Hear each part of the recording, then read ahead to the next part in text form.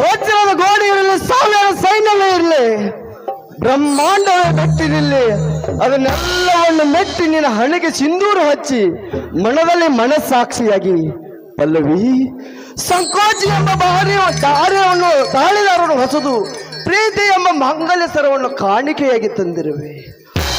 ಆಕಾಶವೇ ಚಪ್ಪರ, ಈ ಭೂಮಿಯೇ ಮಂಟಪ, ಹಕ್ಕಿ ಚಿಲಿಪಿಲ ನಾದವೇ ನಮ್ಮ ಗಟ್ಟಿ ಮೇಳ. ಈ ಕಥೆ ಕೇಳಿ ಪ್ರೇಕ್ಷಕರೇ ನನ್ನ ಅಭಿಮಾನಿಗಳು. ನನ್ನ ನಿನ್ನ ಪ್ರೀತಿಯ ಕಾಣಿಕೆ ಈ ಹಳ್ಳಿ ಹುಲಿ ಕೊಟ್ಟ ಬೆಳ್ಳಿ ಕಾಲುಂಗುರ, ಈ ಹಳ್ಳಿ ಹುಲಿ ಕೊಟ್ಟ ಬೆಳ್ಳಿ ಕಾಲುಂಗುರ.